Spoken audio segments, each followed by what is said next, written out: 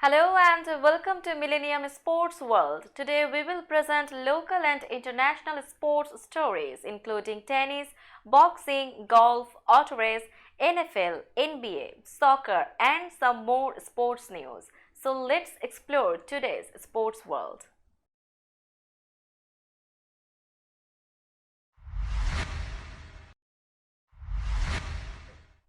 At first, let's have latest boxing story.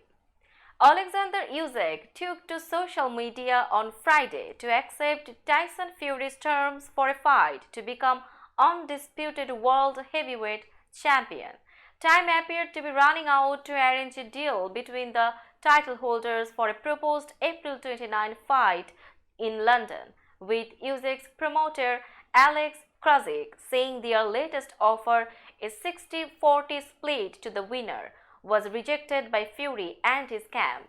That prompted Fury, the WBC champion, to publish a video on Instagram on Friday saying he would fight only if there was a 70-30 split of earnings from the bout in his favor.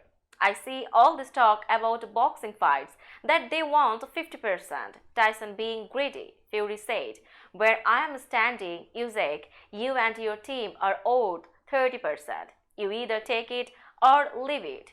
Usyk, a Ukrainian former cruiserweight champion who owns the WBA, IBF and WBO belts at heavyweight, responded with his own video on Twitter. He accepted that split and included a caveat about Fury making a donation of £1 million to those affected by the war in Ukraine. Now, latest basketball story. Courtney Ramey had missed all four of his previous three-point attempts Saturday night when the ball wound up back in his hands at the most critical moment. Ramey shook a defender and then calmly drilled one from the top of the key with 16.7 seconds left to put Arizona in front. The 8th-ranked Wildcats hung on from there, beating number 2 UCLA 61-59 in the Pac-12 championship game. I kept telling myself the next shot is going in, Ramey said. My job was to make a play. The Wildcats boosted their case for a number 2 seed in the NCAA tournament. UCLA still hopes to land the number 1 seed in the West and return to Las Vegas in 2 weeks for the regional. It was the second year in a row Arizona beat UCLA in the Pac-12 title game. Arizona's second-year coach Tommy Lloyd can't lose in Las Vegas. He is 9-0 in this city, 8-0 at T-Mobile Arena and 6-0 in the Pac-12 tournament. Now some NFL stories. David McCourty has only known one home during his NFL career since being selected by the New England Patriots as a first-round draft pick out of Rutgers in 2010. 3 Super Bowl rings and 13 seasons later, he is walking away from the sport as one of the Patriots' most decorated and respected players on and off the field. The veteran safety announced his retirement in an Instagram video Friday, calling his career a great ride. McCourty, who is 35 years old, went into the off-season wavering about his future with the Patriots along with fellow longtime captain Matt Slater. The 37-year-old Slater ultimately made the decision to return for a 16th season, but McCourty said the timing felt right to hang up his cleats. He was selected as a second-team All-Pro 3 times in his career and garnered 2 Pro Bowl selections in 2010 and 2016. He finishes with 35 career INTs, 938 tackles, 3 sacks, 110 pass breakups, 100 forced fumbles and 7 fumble recoveries. Sean McVay is grateful for the days he spent pondering his professional future after the roughest season of his life. That time allowed him to articulate everything he loves about coaching and left him more determined than ever to stay in the fight. McVay said he made a decision for years to come when he elected to stick with the Los Angeles Rams after the first losing season of his precocious NFL career. The youngest head coach ever to win the Super Bowl strongly considered walking away from his draining profession, but several days of reflection and conversations led McVay to a refreshed mindset and a genuine excitement for the future. For me, the most important thing was re-establishing a purpose, McVay said Friday in his first extensive public comments about his decision to return for a seventh season and beyond with Los Angeles. McVay said he found that perspective in January during the days after the Rams finished 5-12. Freed from the week-to-week grind of preparing and patching an injury-plagued team that lost 9 of its last 11 games, McVay was able to perceive the many positives in his highly paid, emotionally tumultuous job. Now let's have some baseball news. Shohei Ohtani hit a 448-foot, 3-run home run in the first inning that landed just below his image on a video advertising board and had 4 RBIs to lead Japan over Australia 7-1 Sunday night at the World Baseball Classic. Japan, already assured of advancement on its group with a 4-0 record, and will play a quarterfinal on Wednesday against Italy, which advanced along with Cuba from Group A on tiebreakers. Matt Harvey got the win as Italy defeated the Netherlands 7-1, causing all 5 teams to finish 2-2. South Korea beat the Czech Republic 7-3 in the day's other Group B game, and Cuba defeated Taiwan 7-1 in Group A. Kyle Schwarber launched a 3-run homer. Nolan Arenado had 3 hits and 2 RBIs, and the United States overcame a slow start to beat Britain 6-2 on Saturday night in the World Baseball Classic opener for both teams. Trace Thompson put Britain up 1-0 in the first inning with a homer of Adam Wainwright that just cleared the left center wall. Thompson, who plays for the Los Angeles Dodgers, is one of the few players on Britain's roster with big league experience. Thompson's drive briefly put a damper on the mood for the crowd of 39,650 at Chase Field, but the Americans weren't down long. The US grabbed a 2-1 lead in the third and then broke the game open in the fourth on Schwarber's shot that landed in the stands near the swimming pool that sits behind the right center fence at Chase Field. In Tokyo, Shohei Ohtani had another RBI double. 21-year-old right-hander Roki Sasaki reached 100 mph 21 times in 66 pitches, and Japan beat the Czech Republic 10-2 on Saturday night to clinch a quarter-final berth. Outfielder Corbin Carroll and the Arizona Diamondbacks agreed on Saturday to an $111 million 8-year contract that also has a club option for the 2031 season. The D-backs announced the length of the deal. A person with direct knowledge of the contract confirmed the financial terms. The person spoke to the Associated Press on condition of anonymity because the team did not disclose those details. The 22-year-old Carroll is one of baseball's top prospects and among the betting favorites, according to FanDuel Sportsbook, to win NL Rookie of the Year this season. Carroll was very good in a late-season cameo last season, batting .260 with 4 homers and 14 RBIs in 32 games. The Diamondbacks aren't historically a big spending team, but were willing to pay to make Carroll a franchise cornerstone. The soft-spoken speedster is a Seattle native. The United States will permit Major League Baseball players from Cuba to represent their home country in the World Baseball Classic next year. The decision, announced December 24 in a news release by the Baseball Federation of Cuba, could be a big step in once again turning Cuba's national team into heavy hitters on an international stage. Major League Baseball confirmed that the US granted the license to FCB.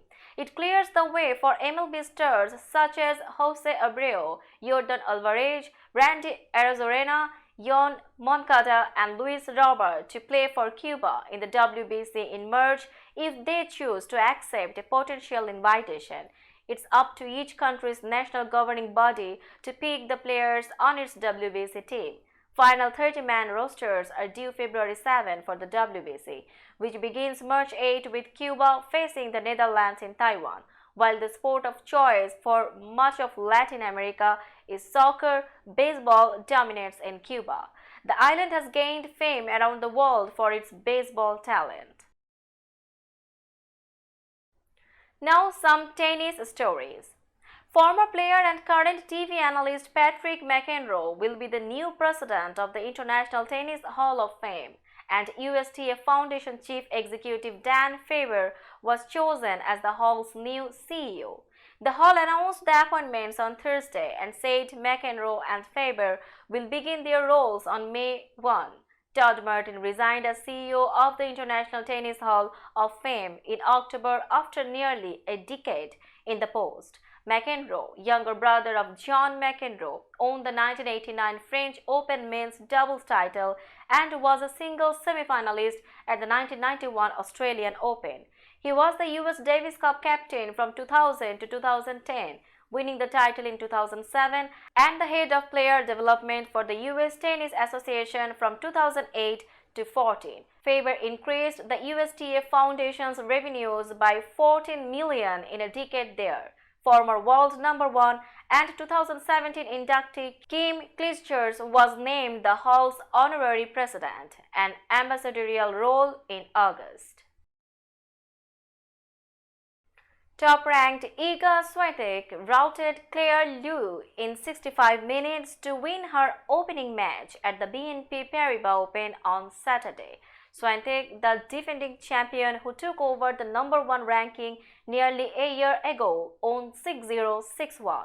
She lost just 7 points in the first set. Tactically and tennis-wise, everything was on point, she said. I had so many matches that were going my way in last couple of weeks that I know what to do.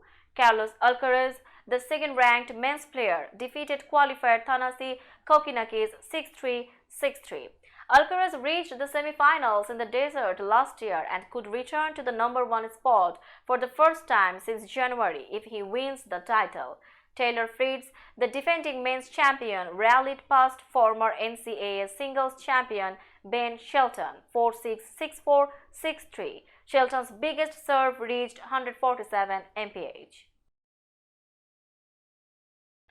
Now latest golf news. Officials who oversee Saudi Arabia's tens of billions of dollars in US investments haven't been shy about flaunting their ties with top American business and political figures, down to wearing mega caps as they swing golf clubs alongside former President Donald Trump. But they have been silent about many of the details of these relationships that's changing as a result of a federal lawsuit in California pitting the Saudi-owned golf tour upstart LIV against the PGA Tour. A judge, citing what she described as the kingdom's hands-on management of LIV, found that when it came to the new golf league, Saudi officials and the Saudi government aren't shielded from US courts the way sovereign nations usually are. While Saudi Arabia is fighting the decision, insisting US courts have no jurisdiction over its high officials, the ruling means lawyers for the PGA Tour would be able to question top officials about business secrets that the Saudis have held close, such as details of deal-making involving 2024 presidential candidate Trump and others. U.S. District Judge Beth Lapson Freeman found that the Saudis had smacked up against a commercial exception to U.S. laws on sovereign immunity. Let's have some auto race stories. Jenson Button will make his NASCAR debut later this month at Circuit of the Americas. The first of 3 Cup Series races is scheduled for the former Formula One world champion. Button puts 2 former F1 champions in the field for the March 26 race on the permanent road course in Austin, Texas. Kimi Räikkönen announced Wednesday he will race there for Trackhouse Racing, 2 F1 world champions in a NASCAR race. Button said, "A lot of people think I'm crazy for doing this because it's so different, but that's why I love the challenge of it. For me, it's not about how quick the car is, it's about how close the racing can be. In the Cup Series, the racing is awesome. It's definitely going to be a shock to the system, but a toe in the water, so to speak, and hopefully help me be more competitive the next time I do it. Button put together his 3-race deal with support from longtime partner Mobile One, which paired him with Stewart Haas Racing for marketing and promotional support. Mobile One has a long-standing relationship with SHR co-owner Tony Stewart. Sammy Smith won the Xfinity Series race at Phoenix Raceway on Saturday, the first victory for the 18-year-old high school student who is taking classes online so he can be a full-time driver. Making his 13th start in the last 2 years for Joe Gibbs Racing, Smith led the final 52 laps and held off Cup Series star Kyle Busch on 2 restarts to take the checkered flag for the first time in a NASCAR National Series event. "It's amazing. It's a dream come true," Smith said. "It's awesome." Ryan Truex finished second, followed by Sheldon Creed, Riley Herbst and Chandler Smith. Busch was second following a final restart with 15 laps to go, but made contact with Chandler Smith on the final lap and ended up ninth. Sammy Smith put JGR in victory lane in Phoenix for the 16th time in the second Tire Series and for the 6th consecutive year with 6 different drivers: Christopher Bell, Busch, Brandon Jones, Daniel Hemrick and Ty Gibbs, previously celebrated at the mile-long track in the desert. Now it's time for some soccer stories. Said Benrahma's penalty earned West Ham a 1-1 draw with Aston Villa and lifted his team back out of the Premier League's relegation zone on Sunday. The Hammers fell behind to Ollie Watkins' header, but Benrahma replied for the spot after Lucas Paqueta was fouled. West Ham started the day in the bottom 3 after Bournemouth's stunning win over Liverpool on Saturday. A victory would have lifted the team into 14th place in a congested bottom half of the standings. But West Ham was unable to find a winner, with striker Danny Ings drawing a blank against his old club. Nonetheless, a draw moved West Ham up to 17th, ahead of Bournemouth on goal difference, and stretched its unbeaten streak against mid-table Villa to 10 matches going back to 2015. The Hammers are the only team in the top flight yet to score in the opening 15 minutes of a match this season, and that trend continued with Naif Aguirre steering Declan Rice's free kick wide and Benrahma volleying Jarrod Bowen's cross over the top. Real Madrid will side against Barcelona in the legal proceedings that the rival is facing over its payments of millions of euros over several years to a company that belonged to the vice president of Spain's soccer refereeing committee, Madrid said Sunday after an urgent board meeting. The decision came 2 days after prosecutors formally accused Barcelona of alleged corruption in sports, fraudulent management, and falsification of mercantile documentation. An investigation judge will decide whether the accusations should lead to charges. Real Madrid wishes to express its utmost concern regarding the gravity of the facts and reiterates its confidence in the legal system, Madrid said in a statement after the board meeting.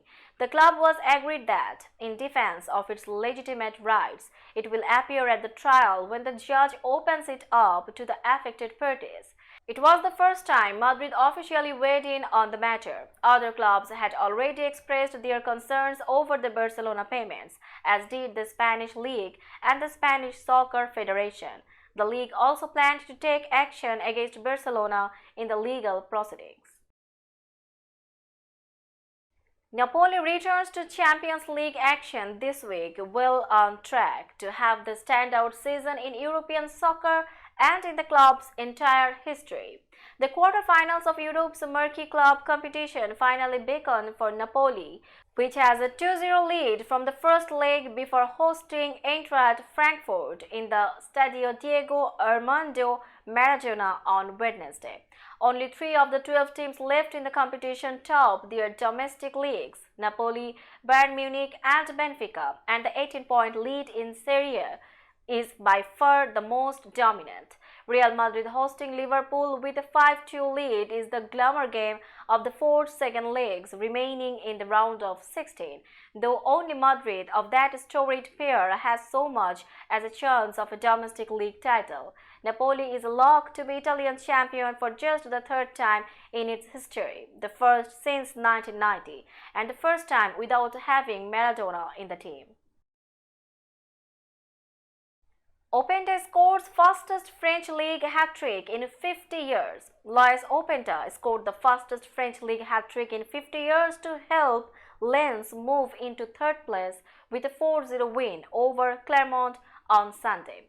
Openda struck 3 times in 4 minutes 30 seconds. According to stats provider Opta, that was 4 seconds quicker than Matt Mosilo's treble in Lille's 8-0 rout of Istres in April 2005. Lens trails second place Marseille by a point and is 3 points clear of Monaco. Openda had not scored in his 11 previous games in all competitions, but he rediscovered his touch by slipping the ball through the legs of goalkeeper Maury Diaw in the 31st minute from a tight angle. Hungry for more, Openda closed down Clermont midfielder Maxime Gonalons, who lost possession to Adrien Thomasson in the 34th. A selfless Thomasson set up Openda, who doubled the lead with a low strike. The Belgian striker smelled blood again in the 35th, intercepting a poor back pass from Mateusz Witezka to round Diaw and slot into an empty net for his 12th league goal this season. Lens substitute Alexis Claude Maurice sealed the win in the 76th with a goal set up by Openda. Chants of "We are gonna win the league" boomed out of Arsenal's gleeful away contingent of fans at one end of Craven Cottage as their team piled up the goals against Fulham. It's getting increasingly hard to argue against it. Indeed, judging by their latest stylish victory, Arsenal's players showed they might even be embracing the pressure of capturing a first Premier League title since 2004. They cut through Fulham time and again in a 3-0 win on Sunday to re-establish a 5-point lead over second-place Manchester City, the reigning champion, which isn't giving up the trophy easily. 11 games remain for both clubs in what is surely now a 2-team race for the title. That's because third-place Manchester United dropped 16 points off the pace with a 0-0 draw at home to last-place Southampton, which failed to fully capitalize on a first-half red card to United midfielder Casemiro. It was the Brazil midfielder's second sending off in his last 3 league games and will earn him a 4-match ban, 3 of them to be served in the league. Given his importance, United could be vulnerable to the teams just below them. Now, trending cricket news. Bangladesh wrapped up the 3-match T20 series against England with a game to spare as Mehdi Hassan claimed a career-best 4-12 and added a crucial 20-run knock to secure a 4-wicket victory over the tourists on Sunday. Bangladesh held England to a lowly 117 in 20 overs before knocking off the target with 7 balls to spare, reaching 120 for 6. Najmul Hussain, who was instrumental in the 6-wicket victory in the first match with a 30-ball 51, was not out on 46, helping the home side stay in the contest despite England bowlers making inroads at regular intervals. Fast bowler Jafra Archer gave England a flicker of hope, claiming 313, but Najmul held his nerve. Bangladesh lost both openers, Liton Das and Ronnie Talukdar, while chasing the moderate target for just 27 runs. Later, Najmul held one end with confidence, but the chase didn't get going in earnest until Mehdi struck 2 sixes as part of his 16-ball 20. Archer removed him with a slower delivery and then delivered a ball that clocked 92 mph to rattle the stump of Afif Hussain. In between, Moeen Ali claimed the wicket of skipper Shakib Al Hasan as Bangladesh was left at 100 for 6 in the 18th over. England appeared to be on course to save the game, sensing an unlikely victory, but Najmul and Taskin Ahmed hit 3 boundaries of Chris Jordan's first over of the day to close out the contest. Taskin, who hit the winning boundary, was not out on 8. That's all in today's sports world. Keep watching Millennium Sports World for latest sports update. Millennium TV US and Millennium News 24 network is transmitted and available to be watched free for all at TVs such as Sony, Samsung, LG, Roku TV, Amazon TV and Apple TV, and also in all European countries and Australia, available with the Sky Network, Worldwide Jago TV, Radiant IPTV, Worldwide Jago BD Network and Horizon Satellite globally.